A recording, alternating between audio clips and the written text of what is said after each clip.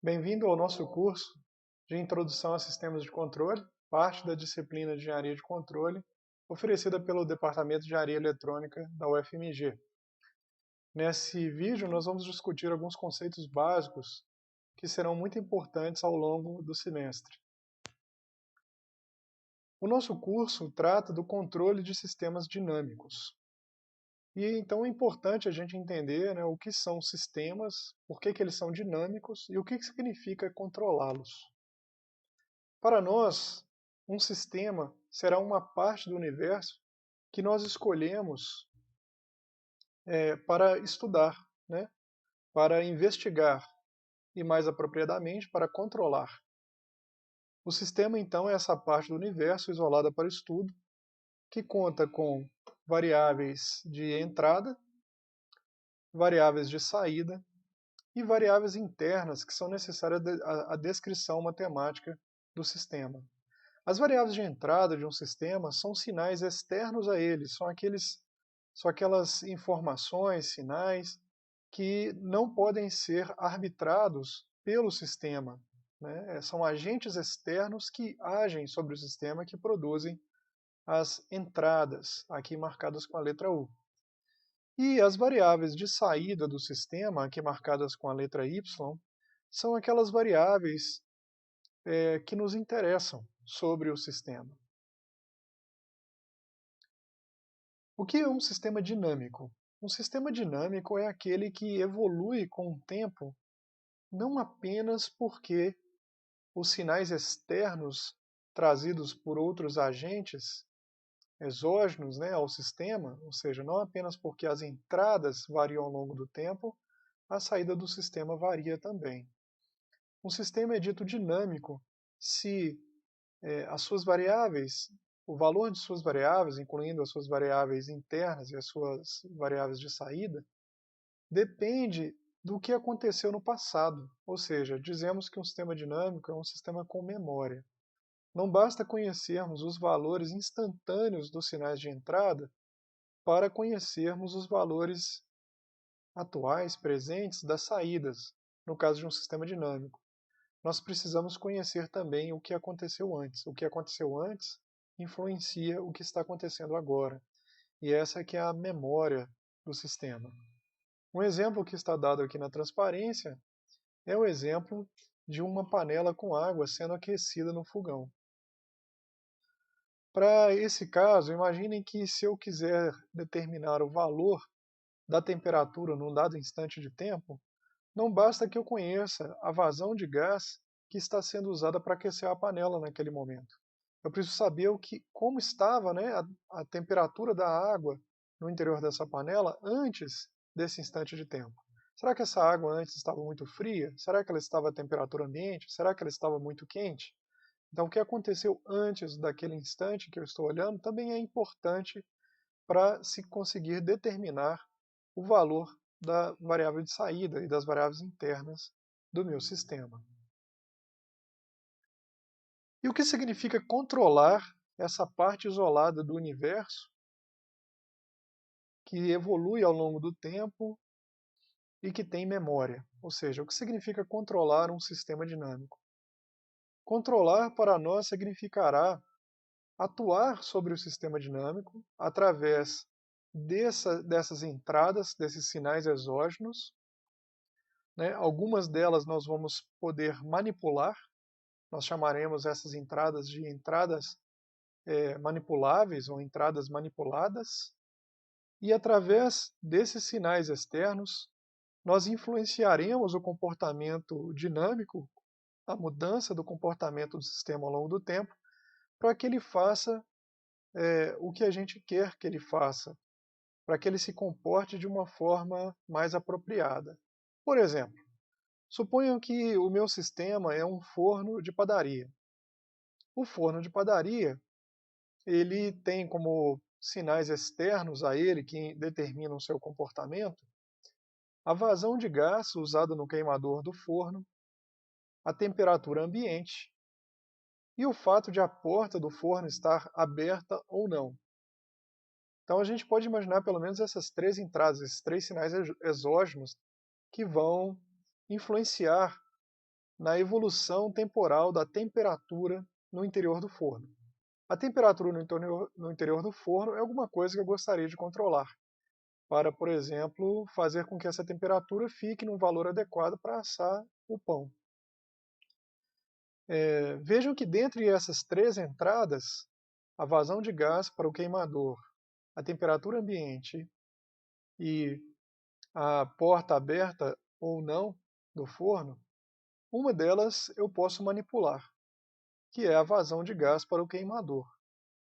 As outras duas entradas, os outros dois sinais exógenos para o meu sistema, nós vamos chamá-los de distúrbios, porque são sinais que estão presentes, mas que eu não posso modificá-los, eles não estão sob o nosso controle, né? Nós não podemos manipulá-los, né? A temperatura ambiente ou se a porta está aberta ou não, né?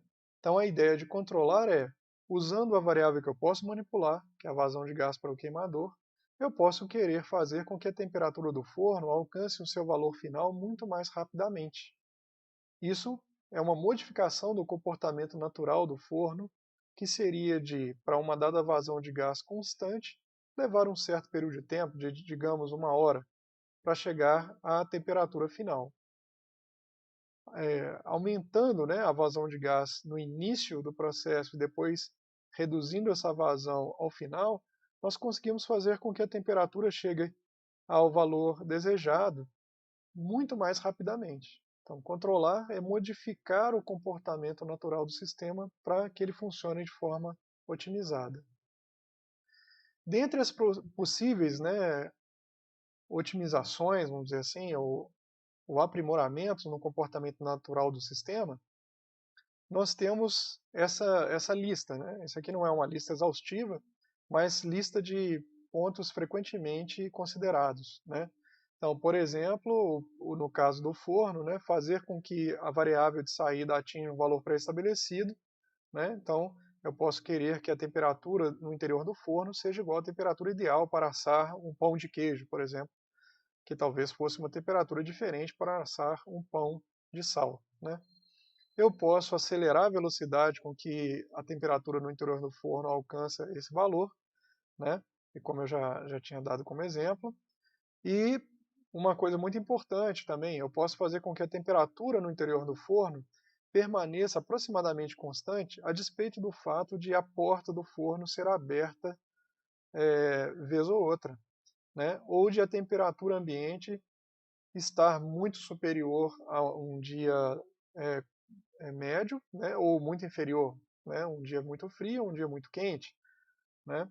Além disso, se o problema de aquecer o forno se nesse problema, né, se admitir que eu possa gastar mais tempo para aquecê-lo, eu posso economizar energia usando menos gás para aquecê-lo lentamente, né? Ao mesmo tempo, se eu consumir menos gás, a tendência é que eu diminua a poluição ambiental provocada pela queima desse combustível no aquecimento do forno da padaria. Então vejam que, somando todos esses objetivos, o que nós estamos fazendo é que nós estamos operando o sistema de uma maneira otimizada quando nós empregamos um sistema de controle. Dessa forma, nós acabamos então maximizando, né, os benefícios que a sociedade pode oferir daquele sistema por toda a sua vida útil. Não é verdade? Os sistemas de controle, né, que são então sistemas concebidos para que a gente possa operar os sistemas dinâmicos de uma maneira desejada, uma maneira que é mais otimizada, né? Uma otimização aqui no sentido amplo, eles podem ser categorizados em diferentes categorias. Aqui eu estou apresentando duas categorias. Nós temos uma categoria relacionada com a forma em que manipulamos as variáveis que agem sobre o sistema, os sinais exógenos, as entradas, né? Nós temos controle manual, que é quando as variáveis manipuladas elas são variadas por seres humanos. Nós temos controle automático, quando essas variáveis são modificadas por algum mecanismo que não seja um ser humano, um mecanismo automático. Pode ser um circuito eletrônico, pneumático, mecânico, hidráulico, né? Além disso, uma outra categoria possível de classificação de sistemas de controle é em relação ao fato de ele medir ou não a variável de interesse, né? Ou variáveis diretamente ligadas à variável de interesse que nós queremos controlar. Então, se houver medição, eu digo que tenho um sistema de controle em malha fechada. Se não houver medição, eu tenho um sistema de controle em malha aberta. Basicamente, nós podemos combinar essas duas categorias, né? E cada uma delas tem duas classificações em 4 possibilidades. Então, nós temos controle manual em malha aberta ou controle manual em malha fechada. Então, se o controle é manual, significa então que um ser humano é que vai agir sobre o sistema. Se é em malha aberta, significa que nós não estamos medindo ou observando ou considerando diretamente a variável que nós estamos controlando. Um exemplo, então, no caso do forno de padaria, de um controle manual em malha aberta, é o caso em que o padeiro chega de manhã na padaria e ele liga o forno de padaria. O forno liga, faz com que a vazão de gás seja diferente de zero e acende o queimador daquele forno. Mas ele não monitora a temperatura no interior do forno, ele simplesmente liga o forno, né? Então ele agiu sobre o sistema, ele fez uma ação de controle sobre aquele sistema e ela é em malha aberta porque essa ação não dependeu da medição da temperatura do forno, né? Nós podemos ter controle manual em malha fechada. No caso do forno de padaria, imagine que nesse forno houvesse uma indicação da temperatura interna do forno. E o padeiro, então, imagine que depois de acender o queimador do forno, variasse a vazão de entrada de gás para o forno de acordo com o que ele está observando nesse mostrador da temperatura interna. Por exemplo, se a temperatura interna estiver muito abaixo do valor desejado para assar o pão, o operador, o ser humano, né, o padeiro, ele pode aumentar a vazão de gás significativamente para fazer com que o forno seja aquecido mais rapidamente, né? Ao se aproximar, quando a temperatura se aproximar do valor desejado, o padeiro então pode reduzir, fechar um pouco, né, a válvula de gás, reduzir a vazão de gás. Nesse caso, então, nós dizemos que o operador humano está fechando a malha, porque a partir da observação, da medição da variável desejada, um ser humano está atuando sobre o sistema, né? A outra possibilidade é de controle automático em malha aberta. No caso de controle automático em malha aberta, nós não temos então um ser humano que age sobre o sistema, mas sim algum mecanismo. Então imaginem, continuando com o exemplo do forno de padaria, imaginem que que há na padaria, né, uma chave que ela fecha automaticamente num determinado horário, às 4 horas da manhã, por exemplo. Essa chave se fecha e aciona um forno elétrico. Suponhamos que o forno da padaria seja elétrico. Essa chave se fecha, permite a circulação de energia para o forno elétrico, e o forno então começa a se aquecer. Não houve nenhuma intervenção humana, foi um mecanismo que ligou o forno, e esse mecanismo ligou o forno com base no horário, né, 4 horas da manhã, e não com base na temperatura, que é a variável desejada que nós queremos controlar, nesse caso, desse exemplo, né? Então é uma forma de controle automático em malha aberta. Em geral, né, no controle automático em malha aberta, ele é implementado quando nós temos um sistema cujo comportamento é muito bem conhecido, né? Então imaginem que o padeiro já sabe que se ligar o forno às 4 horas da manhã, com a sua capacidade total, né, ou seja, empregando o valor máximo de potência necessário para aquecer o forno, quando ele chegar às 6 da manhã, a temperatura interna do forno estará no valor adequado, né? Então, se ele já conhece o sistema, sabe que o sistema se comportará desse jeito, confiando de que o sistema continuará assim, ele pode empregar controle automático em malha aberta. Mas isso é muito temerário, né? Muito perigoso, como você pode imaginar. Por quê? O forno, ao longo do tempo, ele muda, ele envelhece, né? Furos aparecem no forno, né? O isolamento térmico do forno fica danificado, então a temperatura final do forno pode ficar diferente. Além disso, o padeiro pode ter esquecido a porta do forno aberta na madrugada anterior, né?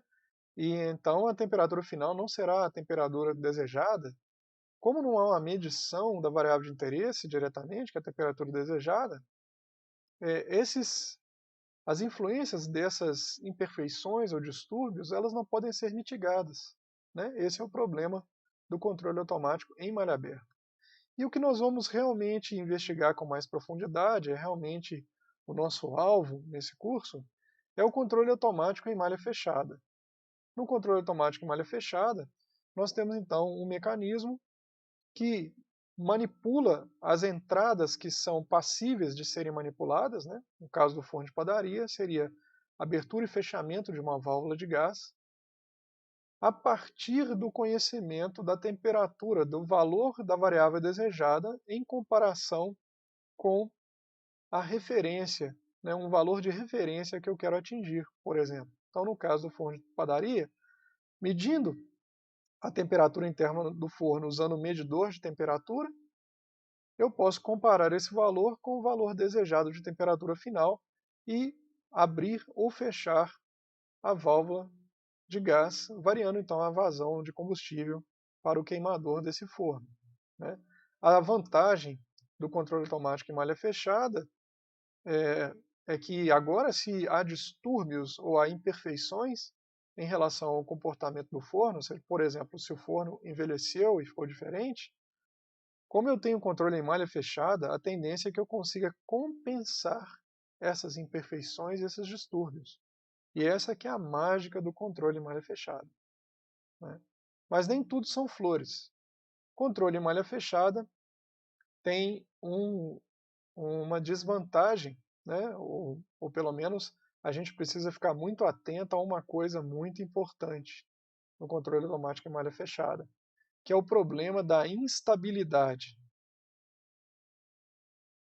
O que é isso? Bom, é que se eu estou observando a variável de saída e estou atuando no sistema para que essa variável controlada atinja o valor desejado, se eu não fizer esse controle adequadamente, eu posso terminar com um sistema que não faz o que eu quero e pior, tem um comportamento de fato muito pior do que o comportamento natural. Vamos dar um exemplo bastante simples. Suponha que um engenheiro, evidentemente que não formou na UFMG, não é verdade? Projetou o sistema de controle de forma equivocada. Ele esqueceu de observar que quando ele comanda um aumento da ação de controle sobre a válvula de gás, esse aumento da ação de controle, que pode ser um sinal de tensão, um sinal de corrente, faz com que o motor que abre e fecha a válvula gire. Mas, infelizmente, ele esqueceu de notar que quando esse motor gira, ao invés de abrir, ele está fechando a válvula. Então imaginem o que acontece nesse caso, né? Por um erro de projeto, quando a temperatura no interior do forno for superior à temperatura desejada, a tendência seria fechar a válvula de gás, mas como a válvula está atuando contrariamente, né, a essa tendência, se um sistema mal projetado vai acionar a válvula e a válvula vai abrir mais o gás, então o forno vai se aquecer mais ainda. E nós vamos terminar então com pão de queijo esturricado, né? Ou então pão queimado, certo? Né? E se a temperatura estiver abaixo do valor desejado, o controlador, projetado incorretamente, pode fechar a válvula e, na verdade, fazer o forno esfriar mais ainda. E nós vamos ter pão de queijo ou pão de sal que não foi cozido, né? Cru. Aqui nesse diagrama, né, a gente está só ilustrando as 4 possibilidades que já comentamos anteriormente e vejam que o operador, né, aqui do lado manual, aparece tanto para controle de malha aberta quanto controle de malha fechada. O papel que ele exerce aqui está sendo substituído por esse subsistema que eu estou marcando, que é o controlador. Notem que o controlador, ele também é um sistema dinâmico, ele também tem entradas, né? Ele também tem entradas, tem saídas, no caso do controle automático em malha aberta, o controlador tem uma entrada e uma saída aqui nesse desenho, e aqui no controle em malha fechada a gente tem pelo menos 2 entradas, que é a referência, ou o valor para o qual nós queremos conduzir, né, a variável de saída, a variável controlada, e nós temos o valor da variável de saída, né? Então nós temos 2 entradas e uma saída, mas é um sistema com entradas e com saídas da mesma forma. Portanto, logo a gente percebe que um sistema de controle é um sistema de sistemas, né? O próprio controlador também pode ser um sistema dinâmico com suas variáveis internas, né? Aqui a gente chamou de XC, as variáveis internas do controlador, né? O sistema está desse lado, né? E o controlador é outro sistema, certo? Então foi o que eu acabei de dizer, né? Um sistema de controle automático é um sistema de sistemas. Então vejam como é que está alinhado com o cerne do que se investiga em engenharia de sistemas, né? E é um sistema complexo, no sentido que é composto por várias partes, e cada uma dessas partes tem funções específicas, bem definidas, que são pensadas objetivando, né, um resultado comum, certo? Então é isso que a gente está chamando de sistema complexo, né? A gente tem partes que estão interligadas e funcionando em harmonia, como o nosso corpo, né, composto por vários órgãos, cada um com uma função bem definida, e todos trabalhando juntos, objetivando o resultado comum de nos manter vivos, né? Então, como o sistema de controle, um sistema de controle é um sistema de sistemas, né? Para a gente reduzir um pouco a confusão na hora de se fazer referência a partes desse sistema complexo, nós vamos chamar cada parte de subsistema, né? E reservar o nome sistema de controle para todo o conjunto de subsistemas interligados que nos permitem operar uma parte do universo isolada para estudo, que evolui ao longo do tempo de forma otimizada.